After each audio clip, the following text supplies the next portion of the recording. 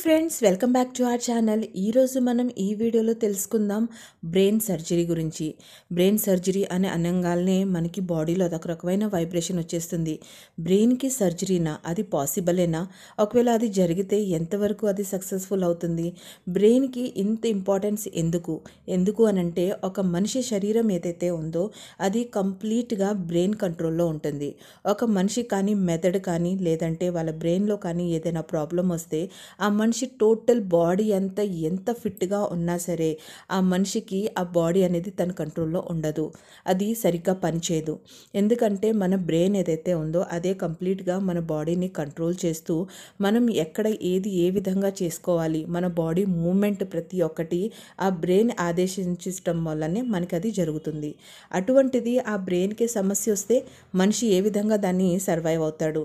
అలాగే బ్రెయిన్కి సంబంధించిన ప్రాబ్లమ్స్ వస్తే మనిషికి ఎంత ఎక్కువగా ప్రాబ్లమ్స్ అనేవి క్రియేట్ అవుతాయో, ఏ విధంగా వాళ్ళకి ప్రాబ్లం వస్తుందో, బ్రెయిన్ సర్జరీ అసలు ఎలా చేస్తారు? ఫ్రెండ్స్, ఒకవేళ మనం కానీ మన బాడీని చూస్తే కరెక్ట్గా మన బాడీలో బ్రెయిన్ అంటే మన హెడ్ ఏదైతే ఉందో దానికి ఒక ప్రత్యేకత ఉంది. మన బాడీ మెడకాడి నుంచి తీసుకొని కింద వరకు చూస్తే అది 7 లేయర్స్తో కప్పి ఉంటుంది. కానీ దాంట్లో ఎక్కడ కూడా మీకు గాడ్ టైప్లో ఏమీ ఉండదు. అంత స్కిన్తో సంబంధించిన లేయర్ అనేది ఉంటుంది. మజిల్స్ ఎక్కువ ఉంటాయి, దాని తర్వాత బోన్ ఉంటుంది. సో మన బ్రెయిన్కి సంబంధించిన ఏదైతే ఉంటుందో స్కెల్ప్ పైన చాలా ఎక్కువగా అది లేయర్స్తో కప్పి ఉంటుంది, చాలా స్ట్రాంగ్గా ఉంటుంది. అప్పుడు స్ట్రాంగ్గా ఉంటే మరి మనకి ఎందుకు మెదడుకి కానీ, లేదంటే ఏదైనా యాక్సిడెంట్ జరిగినప్పుడు కానీ తలకి దెబ్బ తగులుతుంది అని అంటే మాత్రం అది ఎంతో తీవ్రతగా, ఎంతో స్పీడ్గా కానీ హిట్ చేస్తే కానీ మన స్కెల్ప్కి దెబ్బ అనేది రాదు. ఇక బ్రెయిన్ ట్యూమర్స్ అంటారా, బ్లడ్ క్లాట్ అంటారా, అదైతే మనకి బాడీలో నుంచి వచ్చే సహజ రోగాల పరంగా అది వస్తుంది. సో దీన్ని ఏ విధంగా మనం సెక్యూర్ చేసుకోవచ్చు, బ్రెయిన్ ఆపరేషన్ ఏ విధంగా జరుగుతుంది, ఇప్పుడు మనం ఈ వీడియోలో తెలుసుకుందాం. దానికైనా ముందు మీలో ఎవరైనా ఇంకా మా ఛానల్ని సబ్స్క్రైబ్ చేయకపోతే వెంటనే సబ్స్క్రైబ్ చేయండి. పక్కనే ఉన్న బెల్ ఐకాన్ని ప్రెస్ చేయండి, ఆల్ అని క్లిక్ చేయండి. దాంతో మేము పెట్టే ఇటువంటి అన్ని ఇంట్రెస్టింగ్ వీడియోస్ వెంటనే నోటిఫికేషన్ రూపంలో ముందుగా మీ దగ్గరికి వచ్చేస్తుంది. ఫ్రెండ్స్, మన బ్రెయిన్ ఏదైతే ఉంటుందో దాని చుట్టూ 3 ప్రొటెక్టివ్ టిష్యూస్ అనేవి ఉంటాయి. దాన్నే మనం మ్యాగ్నీస్ అని చెప్పేసి అని అంటాము. దీని కింద కూడా మళ్ళీ ఫస్ట్ లేయర్ ఏదైతే ఉంటుందో దాన్ని డ్యూరామీటర్ అని చెప్పేసి అని అంటాం. రెండో లేయర్ ఏదైతే ఉంటుందో అది ఆర్కనాయిడ్ మ్యాటర్ అని చెప్పేసి అని అంటాం. మూడోది వచ్చేసేటప్పటికి పియామీటర్ అని చెప్పేసి ఉంటుంది.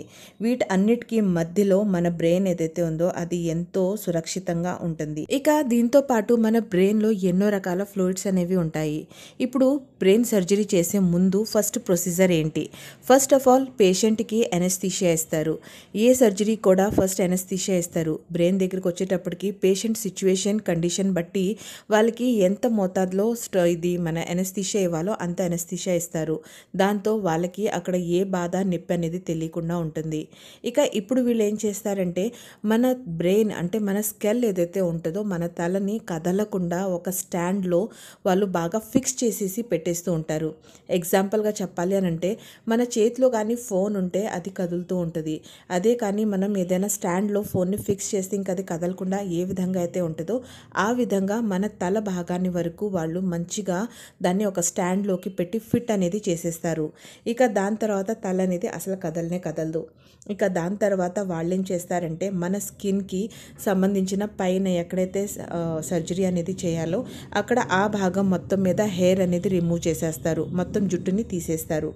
ఇక దాని తర్వాత ఫస్ట్ లేయర్ స్కిన్ ఏదైతే ఉంటుందో అంతవరకు వాళ్ళు కట్ చేసి ఆ స్కిన్ భాగాన్ని వరకు విడిగా తీసి పక్కన పెట్టేస్తారు. పక్కన అంటే కంప్లీట్గా తీసి పక్కన కాదు, ఆ రౌండ్ షేప్లో ఎక్కడైతే కట్ చేస్తున్నారో అంత భాగాన్ని తీసి ఇలా వెనక్కి మనం కానీ అరటిపండు తోలు తీసి సగానికి ఎలా అయితే పెడతామో ఆ విధంగా మన స్కిన్ కూడా ఆ విధంగా వాళ్ళు ఫోల్డ్ చేసి పక్కన పెడతారు. ఇంకా డ్రిల్ సహాయంతో మన ఫస్ట్ స్కిన్ లేయర్ తీసేసిన తర్వాత మనకి ఎక్కడైతే బాగా గట్టిగా బోన్ లేయర్ అనేది వస్తుందో దాంట్లో చిన్న చిన్న హోల్స్గా 3 సైడ్స్ లాగా హోల్స్ అనేవి చేస్తారు.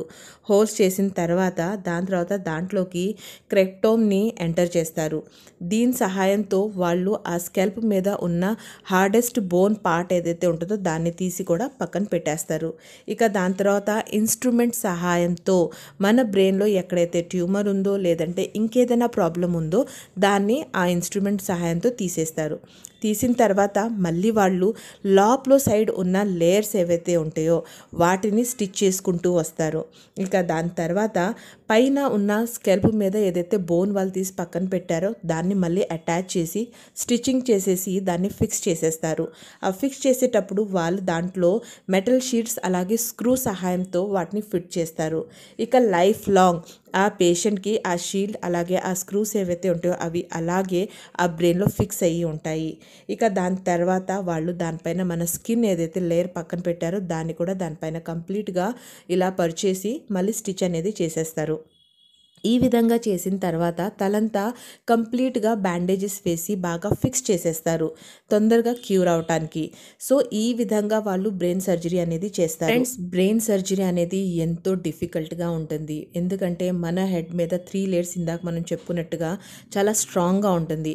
దాన్ని తీసి దాని తర్వాత ఆ ప్రాబ్లం దాకా వెళ్ళాలంటే డాక్టర్స్ కూడా ఎంతో ఇబ్బందికరంగా ఉంటుంది.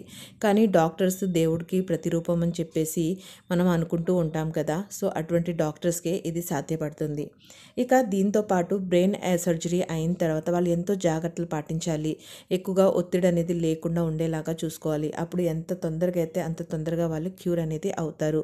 మెడిసిన్ అస్సలు మిస్ చేసుకోకూడదు. సో మనం బ్రెయిన్ సర్జరీ ఏ విధంగా జరుగుతుందో తెలుసుకుందాం. సో ఇప్పుడు అలాగే హెయిర్ ట్రాన్స్ప్లాంటేషన్ అనేది ఎలా జరుగుతుందో అది కూడా తెలుసుకుందాం. ఫ్రెండ్స్, చాలామంది హెయిర్ ట్రాన్స్ప్లాంటేషన్ చేసుకుంటూ ఉంటారు. ఈ రోజుల్లో చాలా తొందరగా అందరికీ బోల్డ్ హెడ్ అనేది వచ్చేస్తుంది. సో పెళ్లి కాకముందే బోల్డ్ హెడ్ రావటం, దాని తర్వాత వాళ్ళకి యంగ్ ఏజ్లో ఇలాంటి ప్రాబ్లమ్స్ రావడంతో వాళ్ళు ఎంతో రకాల హెయిర్ ట్రాన్స్ప్లాంటేషన్కి వెళ్ళిపోతూ ఉన్నారు. అది చేయించుకోవటం ఎంతవరకు సేఫ్, అది ఏ విధంగా చేస్తారు, అది చేయించుకుంటే మళ్ళీ అలాగే న్యాచురల్ జుట్టు అనేది వస్తుందా రాదా, ఒకవేళ వస్తే దాన్ని మనం కటింగ్ చేయించుకుంటే మళ్ళీ అది పెరుగుతుందా లేదా, ఇటువంటి ఎన్నో రకాల డౌట్స్ అనేవి అందరికీ ఉంది. చూడండి, హెయిర్ ట్రాన్స్ప్లాంటేషన్ చేయాలి అని అంటే ఫస్ట్ ఆఫ్ ఆల్ మన తలకి ఈ వెనక భాగం ఏదైతే ఉంటుందో ముచ్చిన గుంట అని చెప్పేసి అని అంటాం కదా. అంటే ఆడవాళ్ళు జడ ముడి పెట్టుకునేటప్పుడు ఏదైతే ఎక్కడికైతే ఏరియా వస్తుందో అక్కడి నుంచి 3 అంగుళాల పైన భాగం ఏదైతే ఉంటుందో అక్కడ దాన్ని డోనర్ ఏరియా అని చెప్పేసి కూడా అంటారు.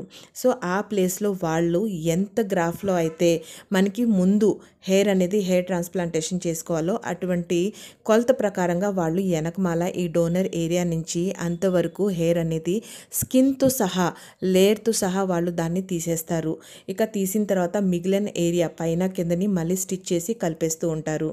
ఇక దీన్ని తీసి పక్కన పెట్టుకొని మనకి ఎక్కడెక్కడైతే హెయిర్ ట్రాన్స్ప్లాంటేషన్ కావాలో అక్కడ ఫస్ట్ ఎనస్థీషియా ఇచ్చి ఇక వాళ్ళ దగ్గర ఉన్న ఇన్స్ట్రుమెంట్తో ఎక్కడెక్కడైతే మనకి హెయిర్ పెట్టవాలి అని అనుకుంటామో అక్కడ చిన్న చిన్న హోల్స్ని క్రియేట్ చేస్తారు.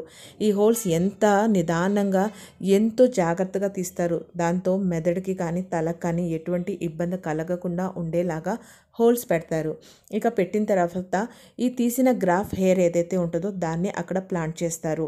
ఇంకా దాని తర్వాత దాన్ని వాళ్ళు మళ్ళీ వెనకమాల స్టిచెస్ వేసేసి కంప్లీట్గా పెట్టేస్తారు. ఈ విధంగా మన హెయిర్కి సంబంధించిన వెనక భాగం హెయిర్ ఏదైతే ఉందో దాన్ని తీసి ముందు హెయిర్ ట్రాన్స్ప్లాంటేషన్ చేస్తారు. ఇది చేయించుకోవటం ఎంతవరకు కరెక్ట్ అని అంటే చాలామంది ఈ మధ్య దీనికి ప్రిఫర్ చేస్తున్నారు. బట్ చేసే ముందు మంచిగా దీని గురించి కనుక్కొని తెలుసుకొని వెళ్ళటం చాలా బెస్ట్. మనకు వచ్చే డౌట్, ఈ హెయిర్ అనేది బాగా పెరుగుతుందా, హెయిర్ ట్రాన్స్ప్లాంటేషన్ అయితే చేయించుకున్నాం, ఒకవేళ పెరిగితే దాన్ని మనం కటింగ్ చేయించుకుంటే మళ్ళీ న్యాచురల్గా వస్తుందా? అవును ఫ్రెండ్స్, మన హెయిర్కి సంబంధించిన తలకి వెనక భాగం నుంచి మనం హెయిర్ తీసి పెట్టాం కాబట్టి దానికి లైఫ్ అనేది చాలా బాగుంటుంది. రెండోది వచ్చి మనం చూస్తే బట్టతల ఎప్పుడు కూడా పై భాగంలో వస్తుంది, బ్యాక్ సైడ్ రాదు. సో వాటికి లైఫ్ అనేది ఎక్కువ ఉంటుంది. అక్కడ హెయిర్ తీసే మనం ట్రాన్స్ప్లాంట్ చేస్తున్నాం కాబట్టి దానికి మంచి లైఫ్ అనేది ఉంటుంది. సో ఫ్రెండ్స్, చూశారు కదా. మీకు కానీ మా ఈ వీడియో నచ్చినట్లయితే తప్పకుండా లైక్, షేర్, కమెంట్